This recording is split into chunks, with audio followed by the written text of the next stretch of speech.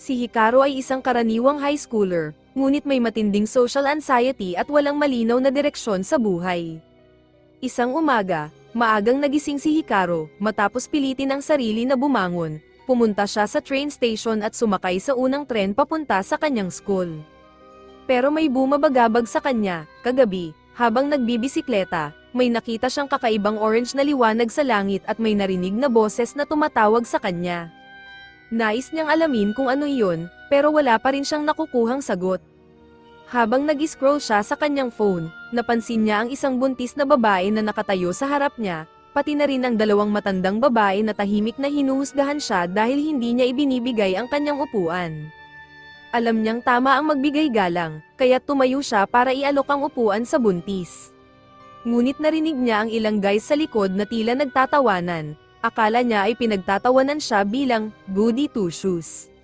Nang lumaon, napagtanto niya na hindi pala siya ang pinag-uusapan ng mga ito. Ngunit habang nag-aalinlangan pa siya, ang lalaking katabi niya ay nakapagbigay na ng kanyang upuan sa buntis, kaya't naiwan siyang nakatayo ng awkward. Nahihiya si Hikaru at halos gusto na niyang bumaba ng tren, ngunit biglang sumakay ang ilang classmates niya at napansin siya. Nakisama siya sa kanila, kahit pa hindi siya masyadong nakikinig dahil iniisip pa rin niya ang kakaibang nakita kagabi. Tinanong siya ng mga kaibigan tungkol dito, at ikinwento niya ang natatandaan niya, isang boses ang narinig niya at nakita niyang maliwanag ang paligid ng Kami Building. Nais niyang makita ito ng mas malinaw, kaya't nagbike siya papunta sa burol upang magkaroon ng mas magandang view. Ngunit hindi niya alam na may malaking labanan sa loob ng Kagami Building. Isang girl na may robot arm sa kanyang mga tagiliran ang nagnakaw ng isang orange cube at tinangka niyang tumakas sa bubong. Ngunit pag-akyat niya, napaligiran siya agad ng mga gwardya ng private police force at nakilala siyang isang mecha-UD user. Nilabas nila ang kanilang mga weapons para subukang pabagsakin siya, ngunit hindi ito ganoong kadali dahil sa kanyang mechanical arms. Matapos mabaigo ang mga pulis, gumamit sila ng mga specialized weapons upang i-freeze siya sa kanyang pwesto. Lumabas ang boss na may sariling mechanical creature na napahusay sa pamamagitan ng eksperimento para maging mas mabisa. Nagalit ang mechanical arms ng girl dahil sa ginawa ng lalaki sa kanilang kauri, ngunit walang awa ang lalaki habang kinukuha ang cube para gamitin sa kanyang future experiments. Hindi pumayag ang girl at, sa tulong ng kanyang arms na sina Sinus at Deck, nakatakas siya sa bitag at inatake ang weapons developer. Sa kalagitnaan ng labanan, nakuha niya ang cube. Ngunit dahil nasira ang containment tube, tumilapon ito ng ilang daang metro pataas. Dito napanood ni Hikaru ang isang pagsabog mula sa building at nakuhanan pa niya ito ng video. Pero nang tignan niya ang kanyang recording, walang kakaibang lumabas. Naalala rin niyang may nakita siyang kumikislap na cube na bumagsak malapit sa building, ngunit wala rin ito sa kanyang video. Biniro siya ng mga kaibigan na baka nag-inip lang siya, pero alam niyang totoo ang kanyang nakita. Nang magtanong ang mga kaibigan kung anong boses ang narinig niya, sinabi niya, kahit nahihiya, na humihingi ng tulong ang boses na iyon. Biniro siya ng mga kaibigan na baka multo ang narinig niya, pero alam ni Hikaru ang narinig niya. At sa hindi sinasadyang pagkakataon, muli niyang narinig ang boses na iyon. Kahit may klase siya, tumakbo siya para sundan ang boses. Napunta siya sa Kagami Building, at hindi niya alam kung ano ang hinahanap. Ngunit habang papasok siya sa isang roped-off na lugar, pinigilan siya ng isang police officer, sinasabing bawal siyang pumasok doon. Tinanong ni Hikaru kung bakit bawal, kaya ipinaliwanag ng officer na si Chami ay nagbigay ng malaking donasyon sa police station kapalit ng tulong ng ilang officers sa isang maliit na sitwasyon. Bigla naman siyang tinawag sa radyo, sinasabing kailangan ni Mr. Kagami ang lahat ng officers sa likod na kwarto. Tumalikod ang officer at umalis. Iniwan si Hikaru malapit sa restricted area. Noong una, balak sana ni Hikaru na bumalik dahil isa siyang law-abiding citizen, pero habang papaalis na siya, muli niyang narinig ang boses. Kaya nagpasya siyang huwag pansinin ang "Do Not Cross" tape at nagsimulang maghanap sa abandoned section ng compound. Naglakad siya sa paligid hanggang sa makita niya ang isang nakakatakot na kumikislap na cube sa gitna ng sahig. Nagtataka siya kung ito nga ba ang tumatawag sa kanya. Lumapit siya dito, at tama nga, nagsimula itong magsalita, dahilan para matakot siya ng kaunti. Gayunpaman, Inabot pa rin niya ang kanyang kamay upang hawakan ito, na nagdulot ng matinding flash ng liwanag. Lumipad ang cube papunta sa langit at bumagsak sa likod ni Hikaru, na nagdulot ng isa pang liwanag at nakaagaw ng atensyon sa paligid. Pagdilat ng mga mata ni Hikaru, may isang malaking braso na lumalabas mula sa kanyang likod at ang braso ay tuwang-tuwang nakalaya sa wakas.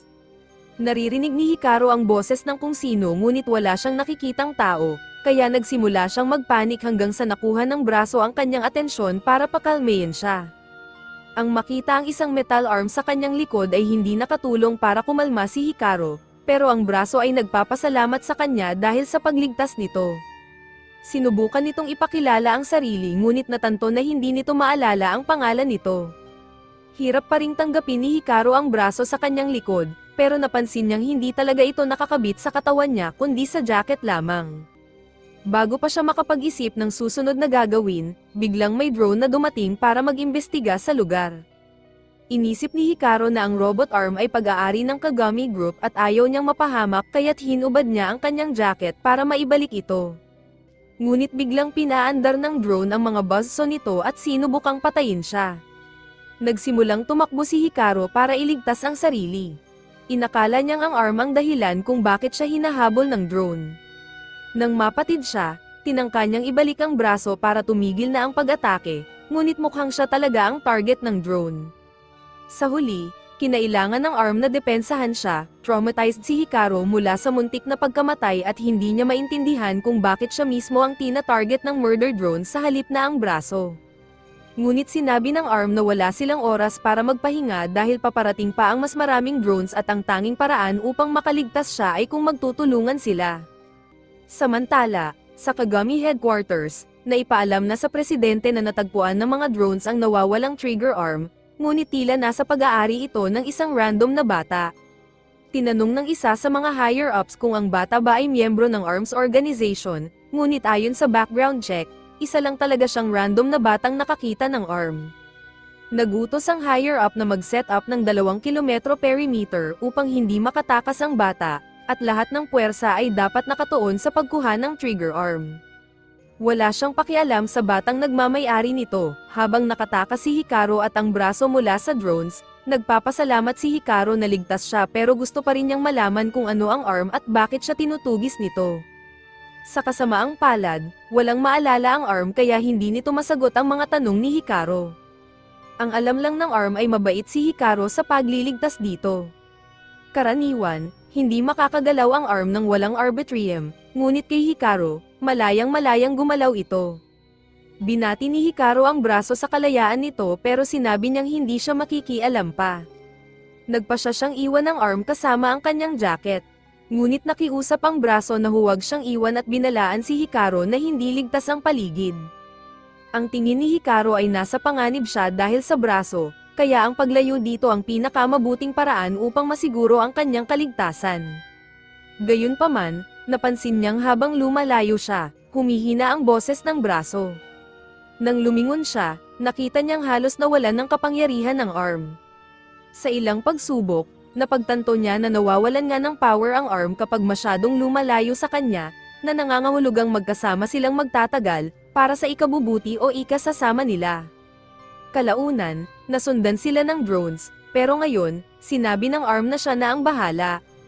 Hinawakan nito ang sahig at hinayla si Hikaru palayo sa drones. Habang ginagawa ito ng arm, pinapanood sila ng weapons developer mula sa malapit na water tower at naiinis siya na ang trigger arm ay naging mahina.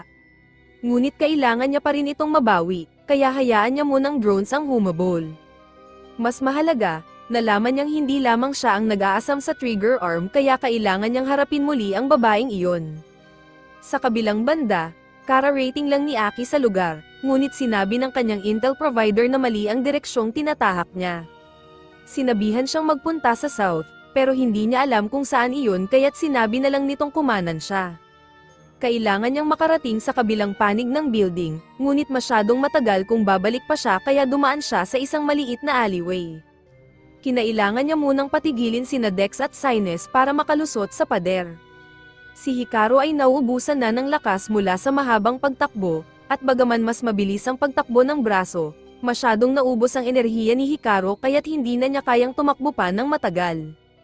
Bigla siyang hinatak ni Aki at itinapon sa sahig habang inaatake niya ang mga drones. Pagkatapos, humarap siya kay Hikaru at Alma, tinawag ang braso na, Alma, at nagbanta na papatayin sila kung gagalaw sila. Ipinaalala ni Dex kay Aki na ang trabaho niya ay protektahan sila, hindi patayin, ngunit bago pa niya maipaliwanag ng maayos kay Hikaru, dumating ang weapons developer na may galit pa rin kay Aki dahil sa pagkuha ni Alma mula sa kanya, kaya't desidido siyang singilin si Aki. Habang abala ang dalawa sa pag-aaway, napansin ni Hikaru ang isang alleyway sa likuran niya kaya mabilis siyang tumakbo papalayo. Nakita ni Aki ang kanyang pagtakas, ngunit masyado siyang malapad dahil sa kanyang mekayod kaya't naiwan siyang nakaharap sa weapons developer sa kabilang bahagi ng pader. Nakalabas si Hikaru at muling nagsimulang tumakbo, ngunit nagsisimula na siyang magsisi sa kanyang desisyon na pumunta rito. Napansin ni Alma kung gaano kahirap na para kay Hikaru kaya sinabi nitong iwan siya dahil si Alma lang naman ang hinahabol ng mga tao. Kung iiwan siya ni Hikaru, makakatakas ito ng walang problema. Kahit natama si Alma, alam ni Hikaru na hindi siya makakagalaw ng walang tulong, kaya't nag-aalangan siyang iwan ito. Matapos matalo ni Aki ang weapons developer, naabutan niya ang dalawa at muli niyang binyantaan sila na sasaktan kung hindi sila susunod. Sinabi ni Alma kay Aki na makikinig siya sa mga hinihingi nito basta't pakawalan niya si Hikaru, ngunit tumuto si Hikaru at sinabing hindi siya aalis. Alam niyang delikado, pero pinili niyang manatili sa tabi ni Alma. Dahil mukhang lalaban si Hikaru, naghanda si Aki na pabagsakin siya. Hindi sigurado si Hikaru kung kaya niyang manalo, pero tiniyak ni Alma sa kanya na magkasama nilang kaya si Aki. Kailangan lang niyang sumugod at hayaan si Alma ang bahala. Hindi alam ni Hikaru kung ano ang mangyayari, pero nagdesisyon siyang magtiwala kay Alma at sumugod kay Aki. Naghanda si Aki na depensahan ang sarili, pero nang tumalon si Alma at nag-transform, napigilan nito ang hininga ni Aki at bumagsak siya sa lupa. Sinamantala ni Hikaru at Alma ang pagkakataon para tumakas. Makalipas ang ilang oras, nang masiguradong ligtas na, lumabas sila mula sa kanilang pinagtataguan at tumakbo palayo. Samantala, bumalik si Aki sa base at iniulat ang kanyang pagkabigo na mahuli si Alma. Hindi niya akalain na kaya ni Hikaru gamitin ang kapangyarihan ni Alma, pero kahit nakatakas siya, sigurado siyang hindi magtatagal at matutunton siya ng grupo ni Kagami, kaya kailangan nilang kumilos ng mabilis at hanapin siya. Kinabukasan, dinala ni Hikaru si Alma sa school dahil wala siyang mapaglagyan dito. Sinisikap niyang maging low profile upang hindi siya mahanap ng mga naghahanap sa kanila. Gayunpaman, laking gulat niya nang pagdating niya sa klase, na pag-alaman niyang si Aki ay magta-transfer sa kanyang class at halatang hindi ito masaya. Habang iniwasan ni Hikaru ang mabagsik na tingin ni Aki, may iba pang nagmamasid sa kanya, 2 agents mula sa isang kalapit na building. Sina T at W ay nagtatrabaho para sa Kagami Group at may misyon na mabawi ang Trigger Arm, kahit pa ito'y mangangailangan ng pagpatay.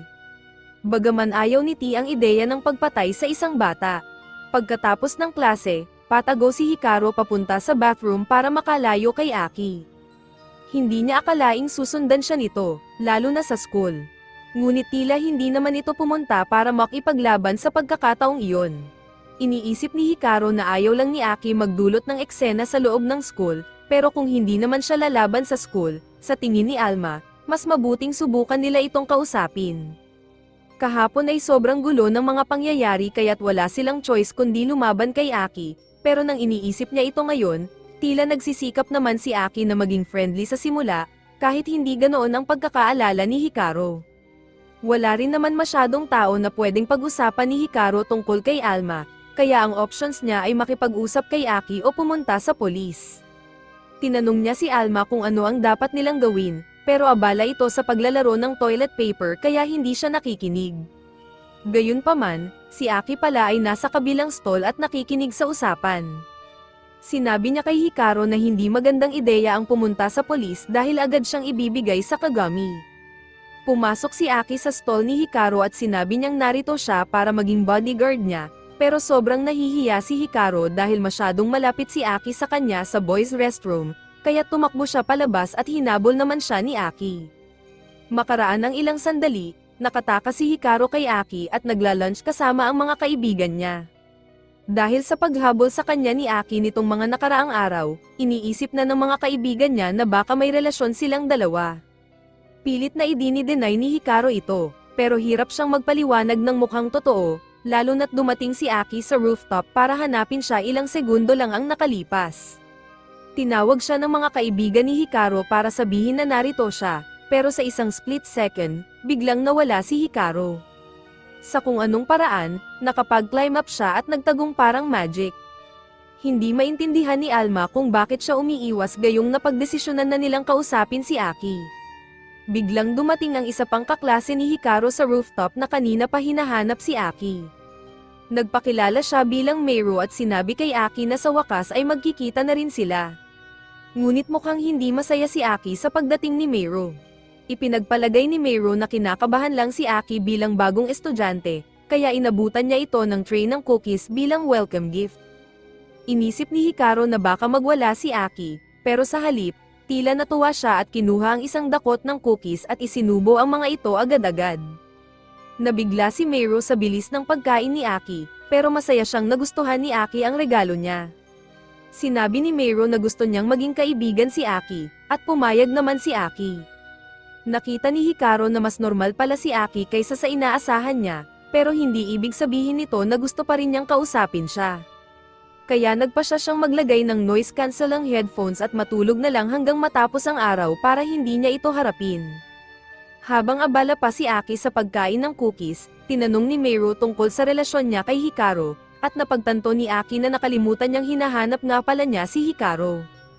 Upang maging helpful, sinabi ni Meru na may naisip siyang paraan para mapag-isa si Aki at Hikaru. Kinagabihan, habang sinusubukang umalis ni Hikaru ng school nang hindi napapansin, nilapitan siya ni Meru at binigay ang isang handwritten letter mula kay Aki. Alam na agad ni Hikaru kung tungkol saan ang sulat, at tulad ng inaasahan niya, gusto ni Aki na magkita sila. Hinayla ni Meru si Hikaru papunta sa isang abandonadong bahagi ng school at ayaw siyang paalisin dahil iniisip ni Meru na magko-confess ng pag-ibig si Aki sa kanya. Wala nang magawa si Hikaru kaya pumasok siya sa classroom kung saan naghihintay si Aki, at agad siyang sumigaw, nagalit dahil dinamay pa si Meru sa sitwasyon. Itinanggi ni Aki ang pagkakasama ni Meru at sinabing ideya lang iyon ni Meru, pero kahit ganon, sinusundan pa rin siya ni Aki buong araw, kaya gusto niyang malaman kung ano ang kailangan nito sa kanya. Ipinaliwanag ni Aki na miyembro siya ng isang organisasyon na tinatawag na ARMS at inatasan siyang bantayan si Alma at maging bodyguard nito. Sa tingin ni Alma, magandang balita ito dahil ibig sabihin ay poprotektahan sila ni Aki. Pero nilinaw ni Aki na si Alma lang ang dapat niyang protektahan, kaya hindi siya nag-aalala kung ano ang mangyayari kay Hikaru. Dahil nakalink si Alma kay Hikaru, wala siyang magawa kundi isama sila pareho sa HQ. Sinabi ni Aki na hindi nila sasaktan si Hikaru kung makikipagtulungan siya, at natuwa si Alma sa balitang ito. Ngunit hindi pa rin kampante si Hikaru na sumama kay Aki dahil hindi pa rin niya ito lubos na mapagkakatiwalaan. Nauunawaan ni Alma ang kaba ni Hikaru, pero mukhang may alam si Aki tungkol kay Alma, at nais pa rin niyang malaman kung sino at ano siya talaga. Dahil naaawa si Hikaru kay Alma, pumayag siyang sumama kay Aki kahit hindi siya tiyak dito, ngunit bago siya sumama, gusto muna niyang malaman kung bakit nawawalan ng power si Alma tuwing lumalayo siya. Sa narinig, natulala si Aki dahil hindi dapat posibleng mag-fuse ang isang Mekayu sa isang jacket, at wala silang impormasyon tungkol dito. Lumapit siya kay Hikaru at sinabing kailangan niyang dalhin siya para sa ilang tests, ngunit natakot si Hikaru sa pagiging agresibo ni Aki at tinanong si Alma kung may magagawa ba sila para makatakas. Sinubukan ni Alma gamitin ang kapangyarihan niya mula kahapon, pero kahit may malakas na liwanag, wala talagang nangyari dahil hindi sapat ang lakas ni Alma. Wala nang ibang opsyon kaya't hinayla ni Hikaru si Alma at tumakbo palabas. Ngunit nang subukan niyang lumabas sa front door, hinaranggan siya ni Meru at sinabi nitong kailangan niyang tapusin ang pag-uusap kay Aki bago siya makalabas. Samantala, sa labas, sina T at W ay nagbabantay sa entrance ng building pero dahil may isang schoolgirl na nakatayo sa labas, hindi sila makakakilos nang hindi nagpapakita sa kanya. Sa loob, patuloy na naghahanap ng paraan si Hikaru para makalabas, ngunit lahat ng exit ay naka-board up kaya wala siyang magawa kundi pumunta sa itaas. Habang patuloy si Aki sa paghahanap sa kanya, iminungkahi ni Deck na magtungo siya sa kanang hallway, habang si Sinus naman ay sinabing sa kaliwa siya pumunta.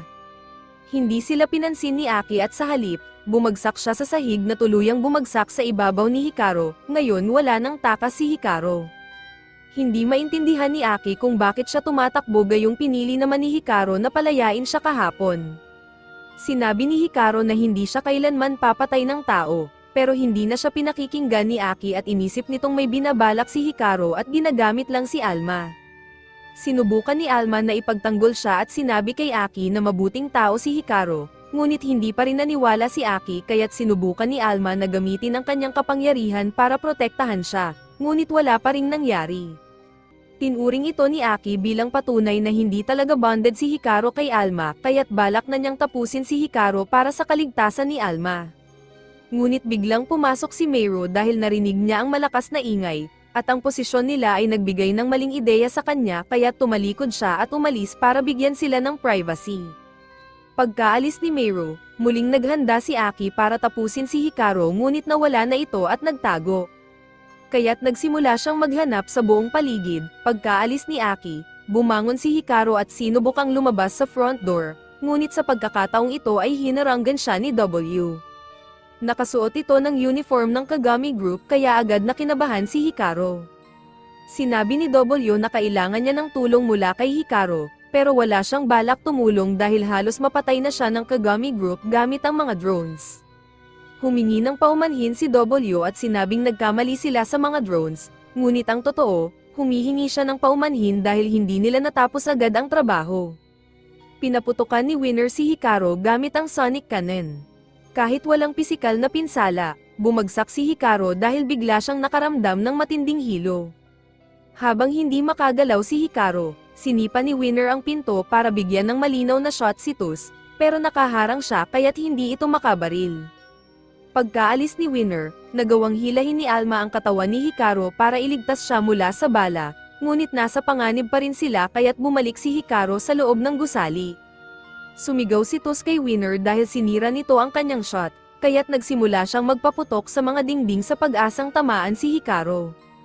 Natatakot si Hikaru na baka mapatay siya, pero may ibang inaalala si Alma. Kahit gumagamit ng Mecha-Yud si Winner, wala siyang nararamdamang anumang consciousness mula rito. Biglang tinamaan ulit ni Winner si Hikaru ng isa pang Sonic Wave, at bumagsak siya sa dulo ng hallway. Sa huling segundo, sinagip siya ni Aki mula sa isang bala. Pinaulanan pa ni Winner ng Sonic Wave si Aki na nagdulot din ng pagkahilo at pagkatumba sa kanya. Tuwang-tuwa si Winner sa pagpapahirap sa kanila, ngunit tumayo si Aki muli dahil kailangan pa rin niyang protektahan si Alma. Hinimok niya si Hikaru na tumakas habang may pagkakataon pa. Hindi komportable si Hikaru na iwan si Aki, pero pinilit siya nito dahil hindi nila dapat hayaang makuha ng Kagami Group si Alma. Habang tumatakbo si Hikaru, pinigilan siya ni Alma, sinasabing hindi siya komportable na iwan si Aki sa laban. Tumalon si Alma mula sa likod ni Hikaru at sinuntok ang pader para bigyan siya ng daan palabas, ngunit nawalan ng kapangyarihan si Alma nang lumayo siya kay Hikaru. Napagdesisyonan nilang magkasama na silang bumalik para tulungan si Aki, ngunit kailangan muna nila ng plano laban kay Winner at sa kanyang Sonic Cannon. Samantala, nagtagumpay si Winner sa pagtalunan si Aki gamit ang shackles na nag-aalis ng consciousness ng Mecha-Yud. Dinala niya si Aki papunta sa rooftop para kay Tus, ngunit laking gulat niya nang bumaba si Tus mismo dahil natatagalan siya sa pagkumpleto ng misyon. Tiningnan nito si Aki at tinawanan siya dahil sa kanyang kawalang laban, ngunit inutusan siyang buhayin si Aki at ibalik. Sinabi ni Tus kay Winner na bumalik sa gusali at hanapin si Hikaru, ngunit hindi niya kinailangang magtagal sa paghahanap dahil paakyat na si Hikaru sa hagdanan.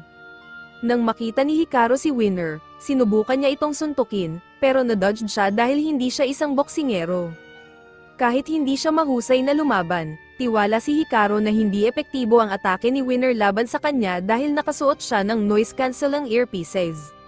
Nagdulot ito ng sapat na oras para makabawi si Aki, ngunit napansin niyang nakagapos si Aki, kaya't naisip niyang itapon si Alma kay Aki upang tanggalin ang shackles ng Mecha-Yud. Sa kasamaang palad, nagsimulang mawalan ng kapangyarihan si Alma nang lumayo siya kay Hikaru, kaya't kinailangan ni Hikaru na tumakbo pabalik para lumapit. Sa hindi inaasahang pagkakataon, nagmintis si Tos sa madali sanang shot.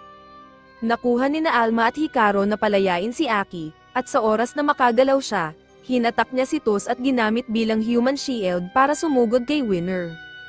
Ayaw sana ni Winner na gamitin ang kanyang blast kay Tos, ngunit inutusan siya ni Tos na gawin ito para sa misyon, at kahit tinamaan si Tos, nawalan lang ito ng malay. Pagkatapos noon, pinabagsak ni Aki si Winner, dahil sa pinsalang dulot ng laban, malapit nang gumuho ang gusali. Bago ito tuluyang bumagsak, nagising si Tos at lumipad palayo, naiwan si Winner na matabyunan. Naging ligtas sina Aki at Hikaru, ngunit agad na dumating ang boss ni Aki mula sa ARMS at hindi siya natuwa sa malaking pinsalang dulot ng misyon. Dinala nila si Hikaru sa headquarters, at nang magising siya, ipinakilala siya sa leader ng ARMS na si Alges at ang mechayud niyang si Fist.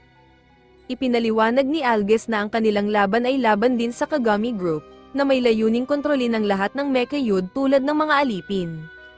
Hindi maalala ni Alma ang tungkol sa kanila, ngunit lumalabas na si Fist ay kanyang kapatid, at kailangan nila ng tulong niya para sa digmaang ito.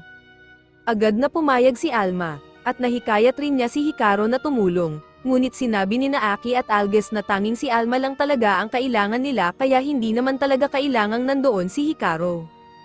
Habang natutulog siya, isinagawa ang ilang tests upang sukatin ang antas ng Arbitrium sa katawan niya.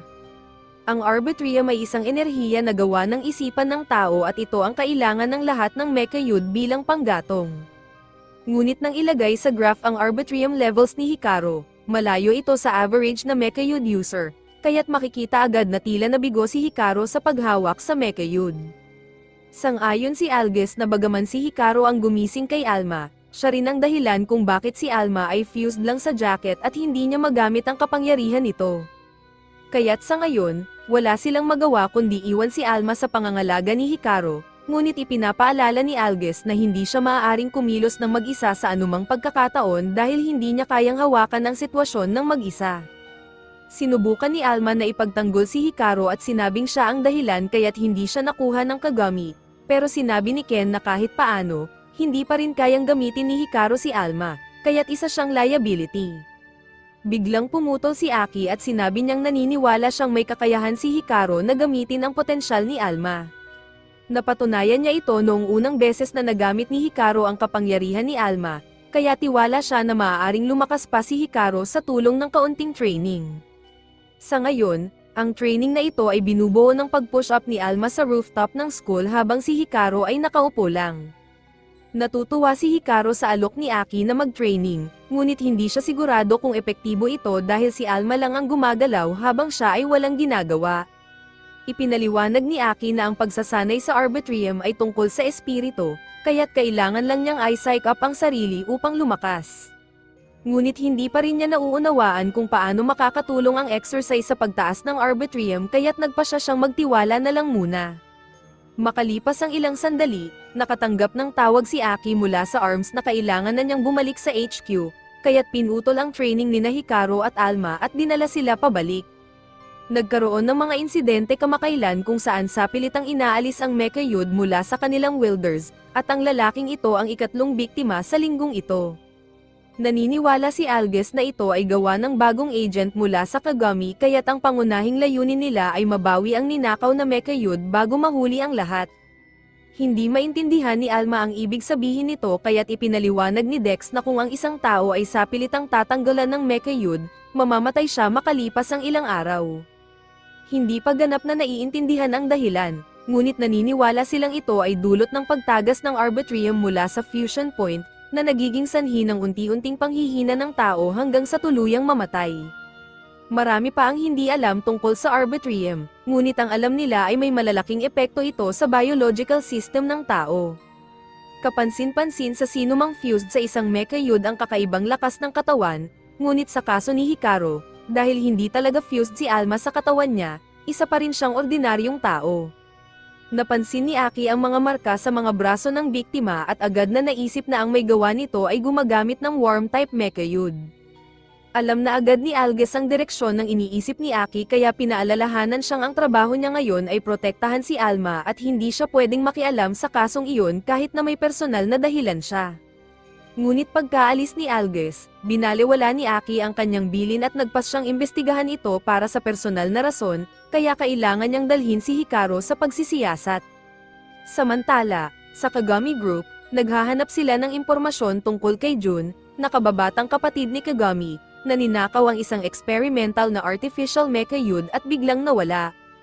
Ipinagkatiwala ng Kagami Group ang misyon sa White Ravens.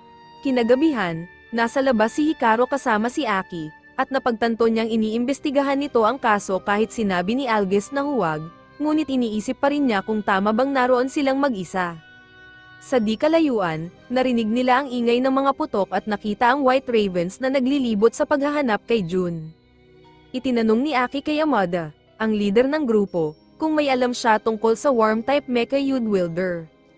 Una, inakala ni Amada na isa lang siyang karaniwang estudyante, pero nang banggitin ni Aki ang Mecha Yud, agad silang naging hostile dahil hindi nila maaaring hayaang malaman ng publiko ang tungkol sa Mecha Yud. Pinagtulungan ng White Raven si Aki kaya't kinailangan niyang tawagin sina Sinus at Dex upang tumulong. Sa gitna ng gulo, natangay si Hikaru at sa kanyang pagtayo, napansin niya ang isang batang lalaki na may inhaler na nagtatago sa sulok. Sinabihan niya ang bata na mapanganib dito at tinanong kung ayos lang siya, ngunit hindi siya sinagot ng bata at tumakbo palayo. Nag-alala si Hikaru kaya't sinundan niya ito, iniwan si Aki na labanan ang White Ravens.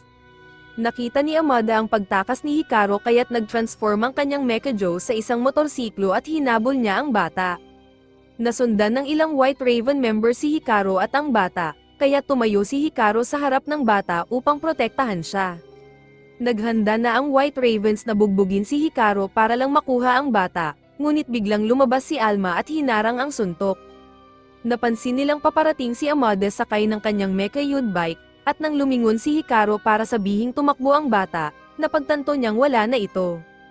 Sa kabila ng pagkawala ng target, napansin ni Amada si Alma kaya binago niya ang plano at ginawa siyang target.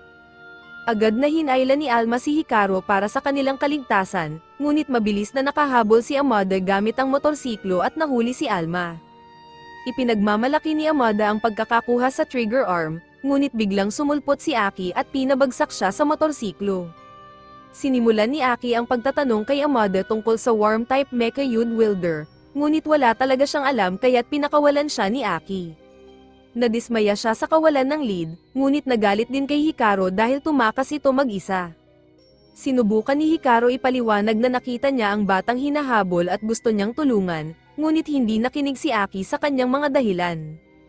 Muntikan na niyang maipahamak si Alma dahil sa kanyang kapabayaan. Kahit nais man niyang maniwala kay Hikaru, wala siyang kapangyarihan para protektahan si Alma ng mag-isa. Habang pinagagalitan si Hikaru, pinagmamasdan sila ng batang lalaki mula sa rooftop at tila may interes din ito kay Alma kaya't naghihintay ito ng tamang pagkakataon para umatake. Sa lupa, naiinis si Hikaru kay Aki dahil siya ang nagdala sa kanya doon sa simula at hindi rin sinabi kung ano ang pakay nila, kaya't wala siyang rason para sundin siya. Ipinahayag niya na kung ganito rin lang ang treto ni Aki, mas mabuti pang umuwi na lang siya. Tinanong ni Sinus at Dex si Aki kung ayos lang na hayaan si Hikaru na maglakad mag-isa, ngunit dahil galit siya sa kanya, sinabi niyang wala siyang pakialam kung ano ang mangyayari. Habang naglalakad si Hikaru palayo, sinubukan siyang kumbinsihin ni Alma na humingi ng tawad kay Aki dahil siya ang nagpoprotekta sa kanila, ngunit tumanggi si Hikaru. Para kay Jun, ito ay isang magandang pagkakataon para agawin si Alma mula kay Hikaru habang may alitan sila ng kanyang bodyguard. Ngunit bago siya makalapit kay Alma, hinaranggan siya ni Aki na, sa kabila ng galit, nararamdaman pa rin ang obligasyon na protektahan sila. Naisip ni Jun na sana'y hindi na siya kakailanganing harapin si Aki, ngunit dahil wala siyang pagpipilian, inilabas niya ang kanyang Mecha Yud, isang worm type, na nagpagalit kay Aki dahil iniisip niyang siya ang hinahanap niya.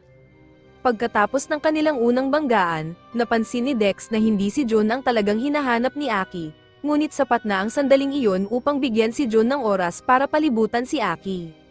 Samantala, naglalakad si Hikaru at iniisip ang alitan nila ni Aki nang biglang tumawag siya. Sinabi ni Alma na ito na ang pagkakataon para humingi ng tawad, ngunit nang tingnan ni Hikaru ang kanyang phone, isang larawan ni Aki na nakabulagtang walang malay ang nakita niya. Tumawag si Jun gamit ang phone ni Aki at sinabi kay Hikaru na inalis niya ang mechayud nito, at kung wala iyon, mamamatay siya sa loob ng ilang oras. Kung nais ni Hikaru na iligtas siya, kailangang pumunta siya sa lugar na tinukoy ni Jun. Tumawag si Hikaru kay Alges para ipaalam ang nangyari, ngunit sinabi ni Alges na hindi siya maaaring pumunta dahil iyon mismo ang gusto ni Jun. Sinabi ni Alges na magpapadala siya ng mga agents para matrack ito, ngunit sinabihan niya si Hikaru at Alma na manatili sa kanilang pwesto. Pagod na si Hikaru sa mga nagsasabing wala siyang kakayahan, at nagsisimula na siyang maniwala dito, ngunit tiniyak ni Alma na may magagawa siya kung gugustuhin niya. Tumanggi si Hikaru, sinasabing lahat ng magiting niyang ginawa ay dahil sa impluwensya ni Alma, at kung nag-iisa lang siya, isa pa rin siyang duwag. Tinanggap niya ang kanyang kahinaan, ngunit hindi siya nag-iisa ngayon, kaya't hiningi niya ang tulong ni Alma sa gagawin niya. Pumunta sina Hikaru at Alma sa abandoned warehouse na itinuro ni Jun. Binati sila ni Jun, at nang tanungin ni Alma ang dahilan ng ginagawa niya, ipinaliwanag ni Jun na nais niyang makuha ang trigger arm upang magkaroon ng pinakamalakas na katawan. Sinimulan siyang atakehin ni Jun gamit ang kanyang mecha, kaya kinailangan ni Hikaru na umiwas, ngunit nang magkaroon ng pagkakataon, sinubukan niyang lumapit at agawin sina Sinus at Dex. Ngunit naunahan siya ni Jun, hinarang ang bawat galaw ni Hikaru, at tinawag siyang mahina. Bagaman inamin ni Hikaru na mahina siya, hindi niya hahayaan itong pigilan siya sa paggawa ng tama kaya't sumugod siyang muli. Sa huli, nahijitan niya ang bilis ni Jun at napasok ang depensa nito, na ikinagalit ni Jun, lalo na't nagsimulang magkaasma siya kaya nagpa siya itong tapusin na ang laban. Nagbuo si Jun ng isang malaking kulungan at binigyan ng kuryente si Hikaru hanggang sa ito'y bumagsak. Nahuli ni Jun si Hikaru at nagsimulang ilayo si Alma hanggang sa tuluyang mapunit ang kanilang pagkakakabit. Nang sa wakas ay makuha ni Jun si Alma, natuwa siya na maaari na niyang ayusin ang kanyang katawan, ngunit laking gulat niya nang si Alma ay gumalaw at tinamaan siya. Hindi maintindihan ni Jun kung paano nakagalaw si Alma, gayong hindi ito dapat gumagalaw ng mag-isa. Lalo siyang nagulat nang makita niyang gumalaw si Hikaru kahit na dapat ay nasa bingit ito ng kamatayan. Nang magtama ang kamay ni na Alma at Hikaru, nagising ang tunay na kapangyarihan ni Alma, na ikinabahala ni Jun. Tinangka niyang bumuo ng kamao para paluin sila, ngunit malayong mas malakas na sina Hikaru at Alma kaya't madaling sinira nila ito at pinakawalan ang isang malakas na suntok kay Jun. Akala ni Jun ay nasalag na niya ang huling suntok, ngunit biglang sumugod si Hikaru at tinapos ang laban sa isang matinding suntok. Bagsak si Jun, at sa wakas, inisip ni na Hikaru at Alma na makakapagpahinga na sila. Ngunit mali sila, dahil dumating ang pinuno ng White Ravens. Akala ni na Hikaru at Alma ay magkakaroon pa ng isa pang laban, ngunit tiniyak ng lalaki na hindi siya binabayaran para lumaban sa kanila ngayon. Nais lang niyang kunin si Jun at pati sina Sinus at Dex. Hindi pumayag si Hikaru na makuha niya ang mga ito ng basta-basta. Handa nang gumamit ng puwersa ang lalaki, ngunit pinigilan siya ni Jun at sinabi na gusto niyang siya mismo ang makatalo kay Hikaru, kaya ipinagbawal niyang saktan si Hikaru. Ibinigay ng lalaki ang mechayud pabalik kay Hikaru ngunit sinigurado sa kanya na magkikita pa silang muli, at sa panahong iyon, hindi na siya makakatakas ng ganoon kadali. Makalipas ang ilang sandali, nagising si Aki sa ospital na may reattached na sina Sinus at Dex, at nang malaman niyang si Hikaru ang nagligtas sa kanya, pumunta siya sa rooftop upang kausapin ito habang sinusubukan ni Hikaru na tahiin si Alma pabalik sa kanyang jacket. Naupo si Aki sa tabi niya, at kahit medyo awkward ang atmosphere, tinanong ni Hikaru kung ano ang hinahanap niya noong nakaraang gabi. Sinabi ni Aki na hinahanap niya ang taong pumatay sa kanyang pamilya, at ang tanging clue na mayroon siya ay worm type na mechayud wielder ito. Hindi si Jun ang taong iyon, at dahil sa kanyang paghahanap ng paghihiganti, nagpadalos-dalos siya kaya't nagpapasalamat siya kay Hikaru sa pagliligtas sa kanya. Nais ni Aki na suklian si Hikaru kaya nag-alok siyang tumulong sa pagtahi kay Alma, ngunit hindi siya marunong magtahi, kaya sinubukan ni Hikaru siyang pigilan. Sa gitna ng kanilang pag-aayos, pumasok si Meru dala ang ilang sweets at maling akala ang kanyang naisip sa nakita. Opisyal nang naging bahagi ng ARMS si Hikaru, at ilang araw pagkatapos, sinabak siya sa kanyang unang misyon. Habang nakasakay si Hikaru sa tuktok ng isang transport truck na nagdadala ng nakuhang mechayud, nakita niya ang isang malaking lalaking mukhang mapanganib na minamaltrato ang isang scientist. Inabisuhan siya ng kanyang mga kasama sa ARMS na sundin ang plano at i-activate ang EMP sa sandaling dumaan ang truck sa interchange. Nais sanang sumunod ni Hikaru, ngunit nang makita ni Alma ang pang-aabuso ng matabang lalaki sa kanyang shackled mecha, hindi na siya makapagpigil kaya't gumawa siya ng aksyon na naging sanhi ng pag-flip ng truck at malaking aksidente sa daan. Nakaligtas naman si Hikaru, ngunit kailangan niyang tumakbo ng mabilis dahil nabunyag ang kanilang posisyon at siya na ngayon ay target. Sa kasamaang palad, inihagis ng malaking lalaki ang truck sa harap niya upang hadlangan ang kanyang pagtakas, at tila masama ang kalagayan niya. Kaya't sumaklolo si T, isang miyembro ng ARMS, kasama ang mecha niyang si Carrick. Nagpakawala ng maraming missiles ang kalaban na halos hindi naiwasan ni Hikaru, ngunit nang ilabas ng lalaki ang kanyang arm cannon at nagbantang gawing abo si Hikaru, biglang sumulpot si T at hinayla siya palayo sa panganib. Nagpasalamat si Hikaru sa tulong, at humingi ng paumanhin si Alma sa gulong dulot ng kanyang mga aksyon, ngunit hindi na sila nagtagal sa pag-uusap dahil muling natunton sila ng kalaban. Sa pagkakataong ito, hinarang siya ni Aki at pinabagsak sa lupa. Disappointed si Aki na napalpak nina Hikaru at Alma sa simpleng task kaya't inutusan niya si T na ilayo sila bago pa sila makagawa ng mas maraming problema sa misyon. Nang makatayo ang lalaki, napansin niyang may dalawang mechayud si Aki, ngunit naniniwala pa rin siyang mas malakas siya dahil may tatlo siyang mecha. Sinubukan niyang sipain si Aki, ngunit madali siyang nahuli nito, at nang subukan niyang gumamit ng blast, nauubusan siya ng enerhiya at nawalan ng malay. Malinaw na ang paggamit ng mechayud ay nangangailangan ng malaking stamina, kaya't kailangan ng matinding pagsasanay upang epektibong magamit ang higit sa isa, pagsasanay na wala ang lalaking ito, lalo na't mukhang hindi pa siya nakapasok sa gym kahit kailan.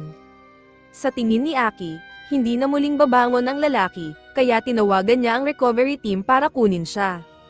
Ngunit habang nakatalikod siya, biglang lumitaw ang isa pang tao at gumamit ng worm-type mecha upang gawin ang kung anuman sa lalaki. Nang mapansin ni Aki na may mali, nakatayo na muli ang lalaki, mas malakas kaysa dati. Hirap na si Aki na harapin ang kanyang lakas, at hindi maganda ang tsansa niya na manalo.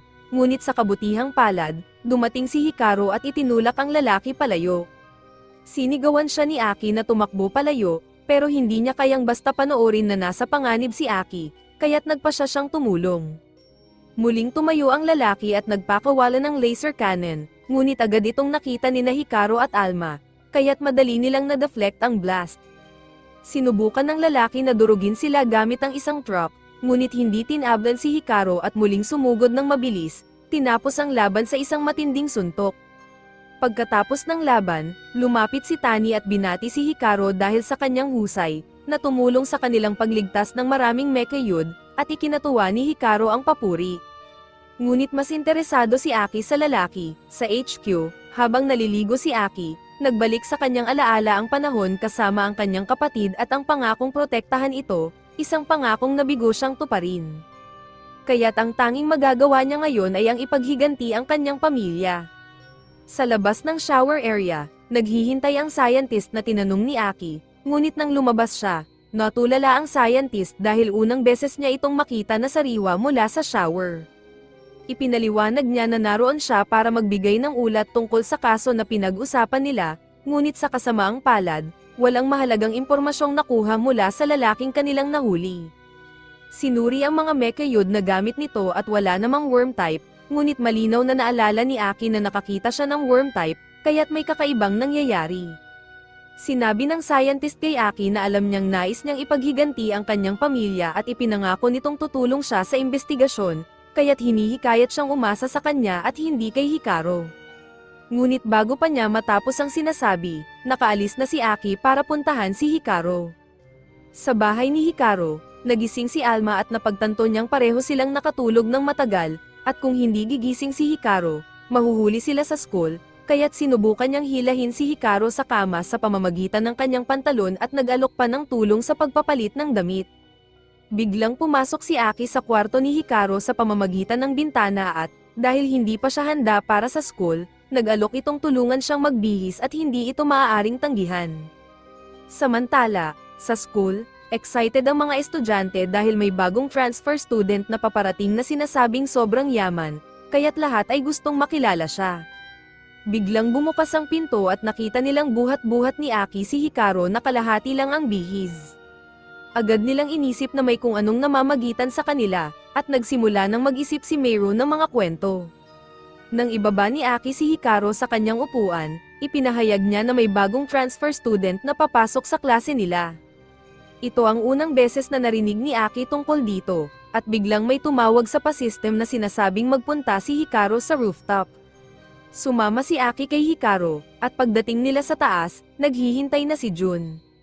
Pagkakita pa lang nina Sinus at Dex kay Jun, agad silang umatake dahil sa ginawa niya kay Aki noong huling pagkikita nila, ngunit nagawa ni Jun na harangin ang atake gamit ang kanyang mecha.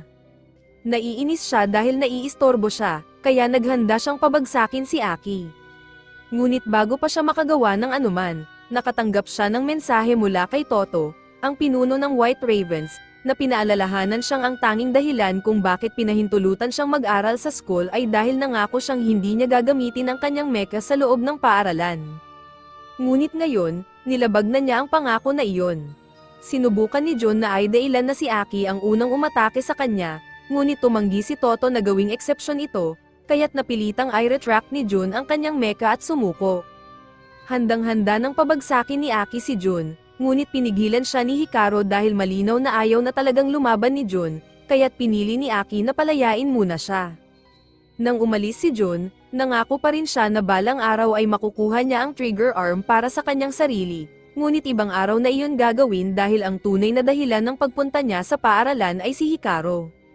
Sinabi sa kanya ng scientist na gumawa ng kanyang mecha na kailangan ng panahon para mag-adapt ang mecha sa kanyang katawan, kaya't habang hinihintay niyang makuha ang buong kontrol nito, nagpasya siyang bantayan si Hikaru upang malaman kung ano ang sikreto niya sa paggamit kay Alma. Kapag nalaman na ni Jun ang sikreto ni Hikaru, sisirain niya ito at kukunin ang trigger arm. Napansin ni Hikaru na laging tinatawag ni Jun si Alma bilang trigger arm, kaya tinanong niya kung may alam pa si Jun na makakatulong dahil nawalan ng alaala si Alma. Ngunit bago pa siya makasagot, inatake siyang muli ni Aki dahil iniisip niyang masyadong delikado na pabayaan si Jun na buhay. Handa siyang ituloy ito, ngunit pinigilan siya ni na Alma at Hikaru dahil kailangan nilang malaman ng anumang impormasyon tungkol sa nakaraan ni Alma mula kay Jun. Habang naglalaban sila, nagsimulang umalis si Jun at pinaalalahanan si Hikaru na ang mga restriksyon sa kanyang mecha ay para sa paaralan lamang, kaya't kung mahuli niya si Hikaru sa kalye, hindi niya ito palalagpasin. Kinagabihan, magkasama sina Aki at Hikaru sa hallway, at sobrang dikit ni Aki sa kanya na nagsisimula ng mainis si Hikaru. Napilitan siyang ilihis ang atensyon ni Aki gamit ang isang imahinasyong onigiri upang magkaroon ng kaunting distansya, ngunit hindi nagtagal iyon dahil kahit saan siya magpunta, naroon si Aki. Sa huli, nagamit niya ang kanyang tanghalian bilang pang-akit upang mawala si Aki, kaya wala pa siyang nakakain.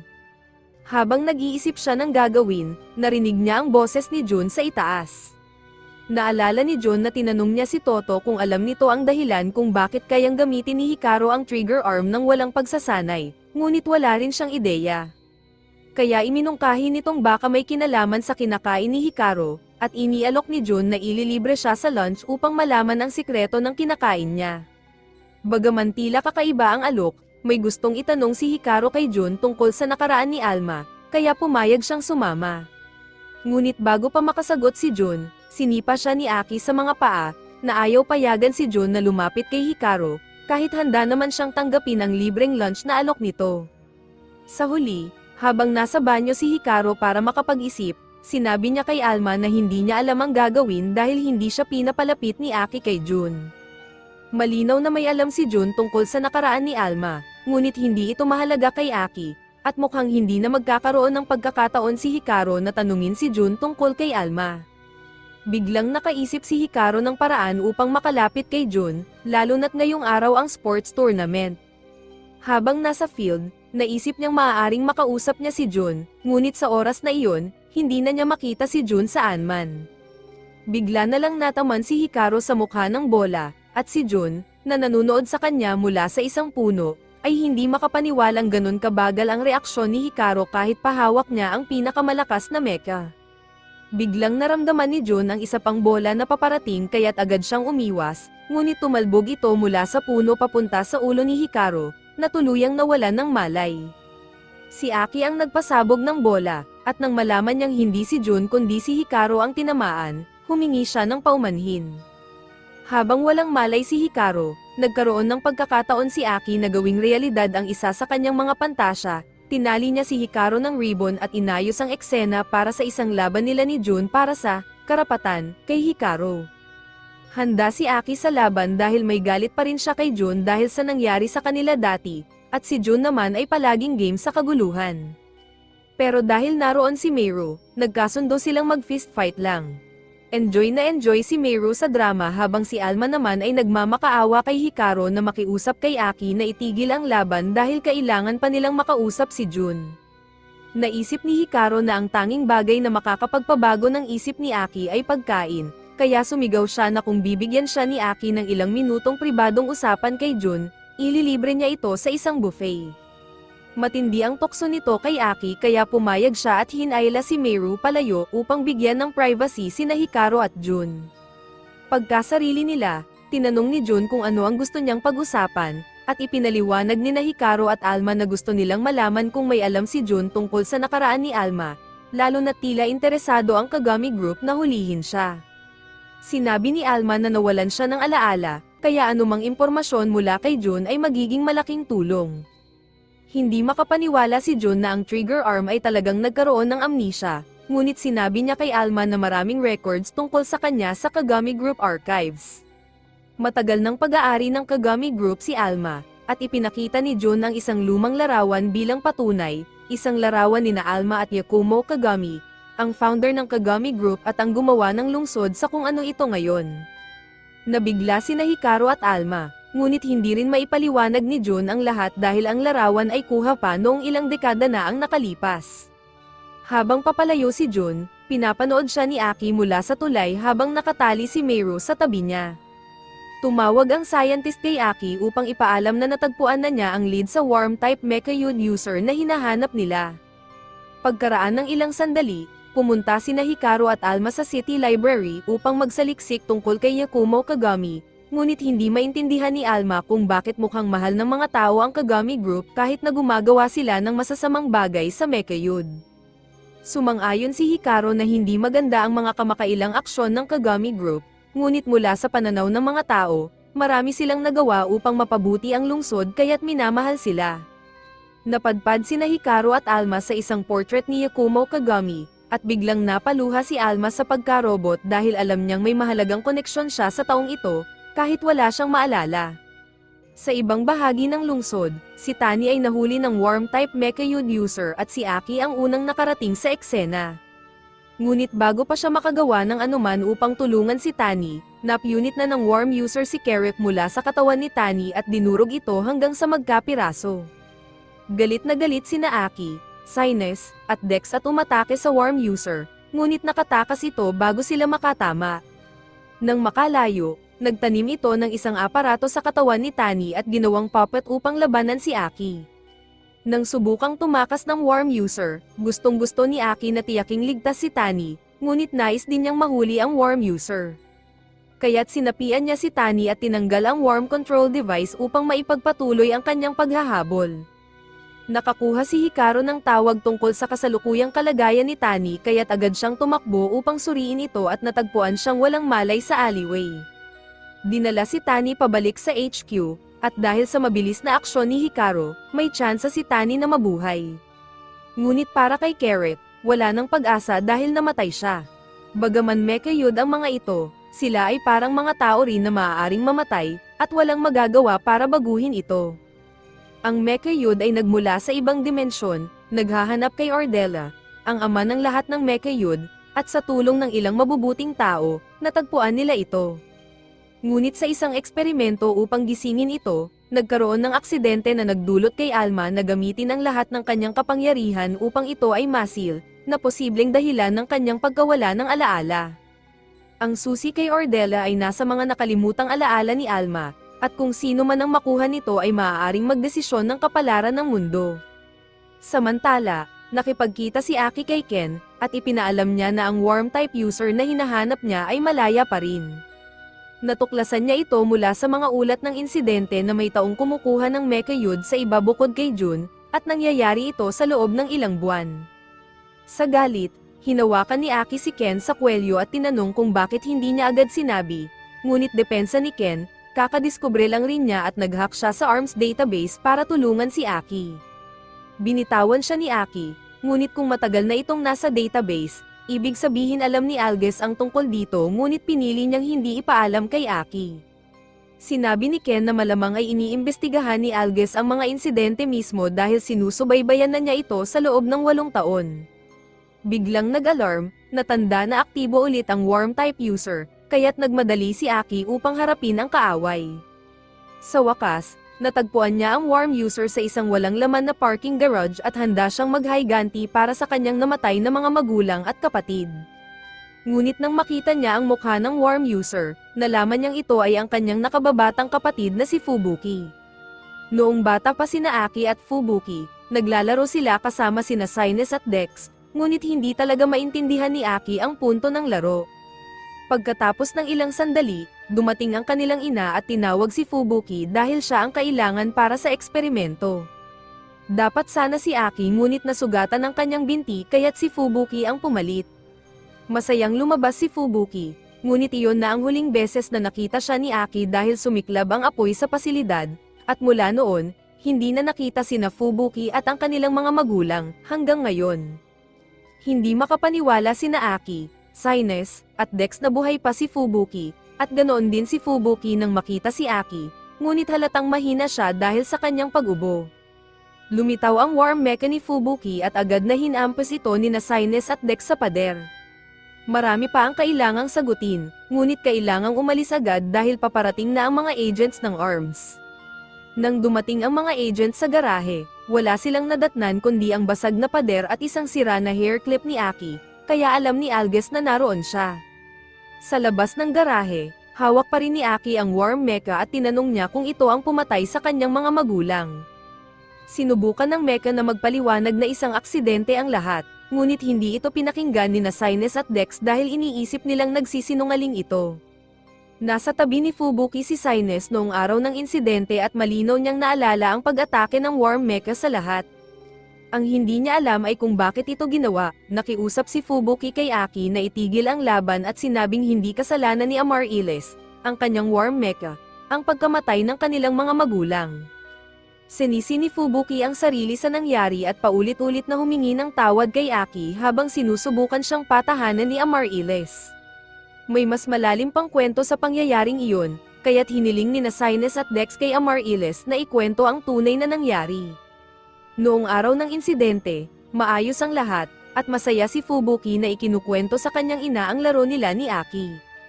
Ang eksperimento ay para subukan ng posibilidad ng Arbitrium Amplification, ngunit nang magtama ang tingin ni Amaryllis at Fubuki, naganap ang isang di maipaliwanag na resonance na nagpalala ng sitwasyon.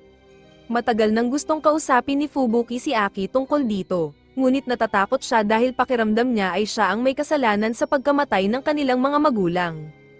Siniguro ni Amaryllis kay Fubuki na hindi niya kasalanan ang nangyari, ngunit kahit pa sinasabing aksidente lang ang lahat, sinisisi pa rin siya ni Aki at nais niyang tapusin si Amaryllis doon mismo. Sa sobrang stress, nawalan ng malay si Fubuki, bagay na ikinabahala ni Amaryllis. Inisip ni Aki na dalhin si Fubuki sa ospital, ngunit sinabi ni Amaryllis na wala itong silbi dahil mula nang mangyari ang insidente, hindi na makagawa ng sariling arbitrium si Fubuki, at walang doktor o scientist ng ARMS ang makakatulong. Bagaman napapamahalaan nila ang mga sintomas niya, hindi na magtatagal si Fubuki sa ganitong kalagayan. Ayon kay Amaryllis, may isang paraan lamang upang matiyak na mabubuhay si Fubuki, ngunit napakahirap nito. Kinabukasan, nang mag-alarm ang oras ni Hikaru, ginaising siya ni Alma dahil oras na para sa pangkaraniwang pasok ni Aki sa kanyang bintana. Ngunit sa araw na ito, buo pa rin ang bintana, at sa halip na pumasok sa ganoong paraan, nag-doorbell si Aki. Parehong nagtataka sina Hikaru at Alma dahil hindi kailanman gumagamit ng front door si Aki, ngunit mukhang ayaw niya itong pag-usapan kaya hindi na nag-usisa si Hikaru. Biglang dumating si Meiro kay Hikaru at Aki, at may nais siyang itanong sa kanilang dalawa. Dahil may malaking pagsusulit na paparating, iminungkahi niyang magkaroon sila ng group study session, kasama si Jun na kanina papalihim na nanunood kay Hikaru mula sa isang puno.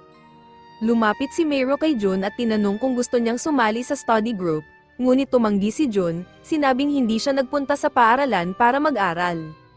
Binalewala ni Meiro ang sinabi ni Jun at sumigaw kay Hikaru, tinanong kung pwedeng sa bahay niya gawin ang study group. Sandaling nag-isip si Hikaru, gusto niyang makasama si Meiro, ngunit alam niyang malamang mag-aaway sina Aki at Jun, at ayaw niyang mangyari iyon sa kanyang bahay. Sinubukan niyang suyuin si Meiro na magbago ng plano, ngunit nagpumilit ito at hiningi ang suporta ni Aki.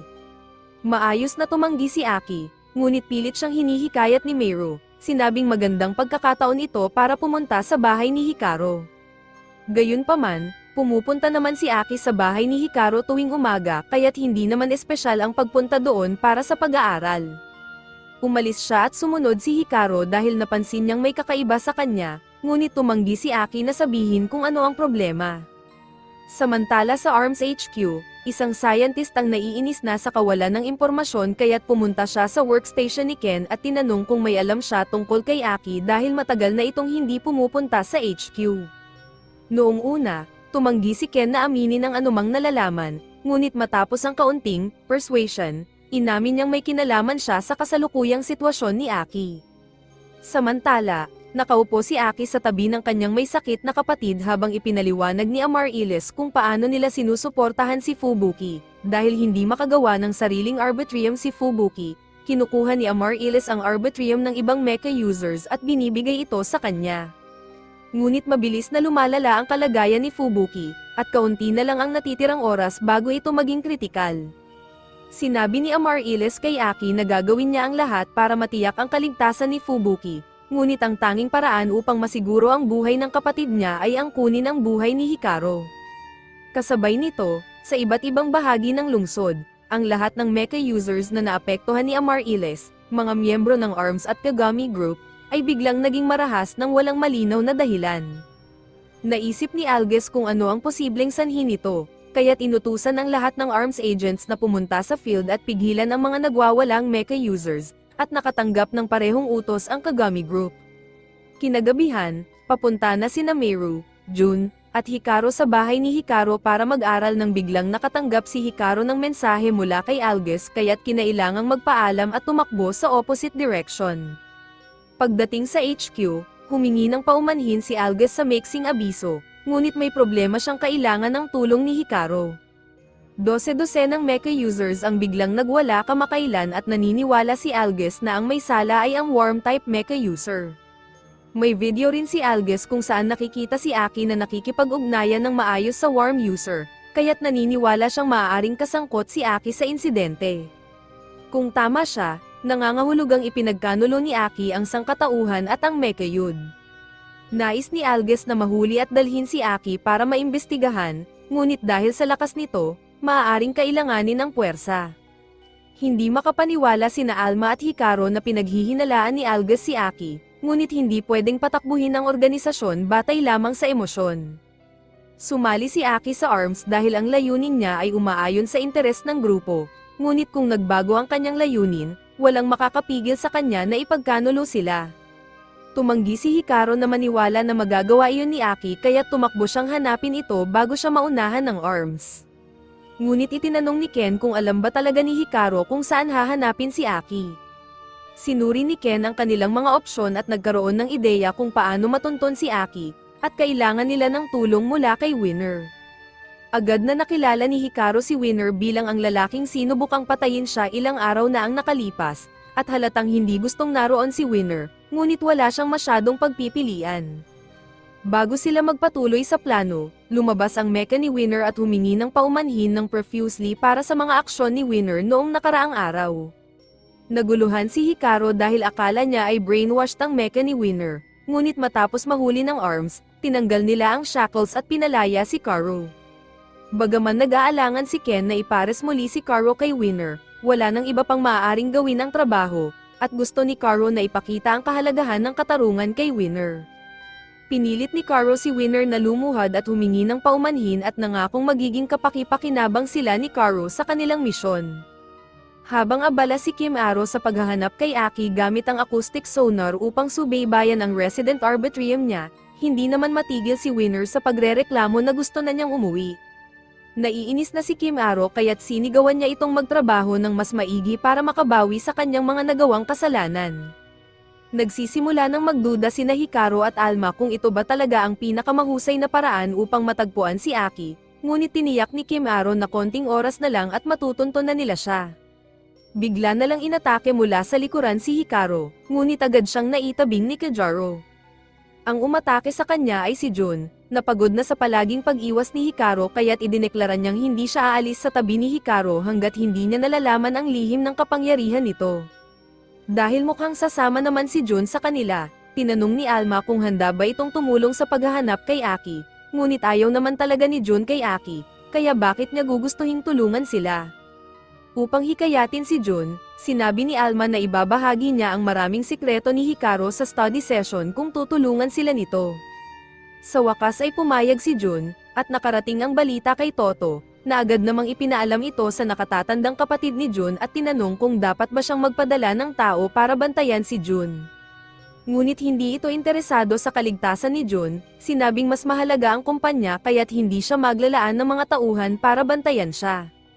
Samantala, natunton na ni Kijaro ang arbitrium ni Aki sa isang parking garage, at malakas ang signal na nakuha niya kaya't naniniwala siyang malapit lang si Aki, ngunit nang marating nila ang pinagmumulan ng arbitrium signature, hinarap sila ni Aki na mukhang determinado na sundin ang payo ni Amaryllis para iligtas ang kanyang kapatid, kahit nangangahulugan itong magsakripisyo ng iba. Dito nagtatapos ang episode 5, mag-subscribe para hindi mapalampas ang susunod na bahagi.